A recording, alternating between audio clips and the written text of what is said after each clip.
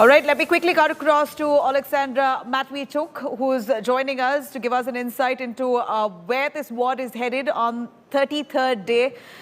Oleksandra, thank you very much for joining us. Appreciate your time. We know that it's day 33 and, in fact, Russia has upped its offensive. We heard that 5 bombs was just reported in the capital city of Kiev, and many of the outskirt areas, like some of the villages which were so far low-lying, also now come under Russian fire. How do you see this war panning out after a month-long and counting?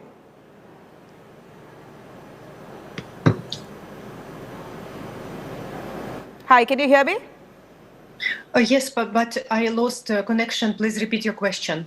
Oleksandra, 33 days and counting. We're seeing this war, continuing unabated. Russia shows no signs of de-escalation. Do you have hope to sustain your defense, and for how long? We will resist. We will resist so long as will be needed. And Ukraine will win sooner or later. But for sure, we will pay an enormous price for our freedom. Well, unfortunately, Oleksandra, Ukraine has paid an enormous price. We are seeing millions of people who are displaced, who have fled the country, thousands of them who have died in this war. At a time like this, Zelensky says that Western nations lack the courage. You all are desperately requesting for fighter jets and tanks. Do you believe that you will have support in the days to come? I think that Western democracies have no choice. They have to close the sky on Ukraine or later on their own sky, because Putin will not stop in Ukraine. Putin's officials told publicly that Ukraine is only intermediate goal. That's why we say always that it's a battle between autocracy and values for free world.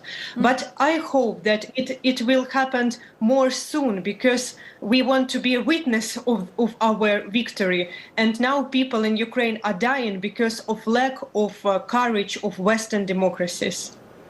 Well, you say there's lack of courage. That's what your president has said as well. At a time like this, when you feel like you've been brought down to your knees, your spirit and your courage must be lauded. But what we see of Russia is that they're using really sophisticated arms and ammunition, the kind of missiles that they're using unmatched. Do you believe you'll be able to stand in the face of those hostilities? How are you really coping with that kind of sophisticated ammunition coming from Russia? Look, but history proves us that people are much more powerful than any army in the world. And now in Ukraine, Putin are fighting not only with Ukrainian army, Putin are fighting with the whole Ukrainian people. And we have a huge wave of solidarity. People join to army, people join to territorial defense, people join to volunteers groups to provide medical care, logistic issue, evacuation, defense supplies, etc. Putin will never win from ordinary people. Ordinary people have much more power than they even expected. Oleksandra, thank you very much for joining us. I do know that your city, that's where you are currently joining us from, capital city of Kiev, is currently under attack. We see several areas on the outskirts that already has come under fire, and forces there trying to push themselves into the city. Let's see how this pans out. We're all heart going out to those civilians who really have been caught in this crossfire. Thank you very much for joining us. Now, Russia really intensifying and stepping up its attack.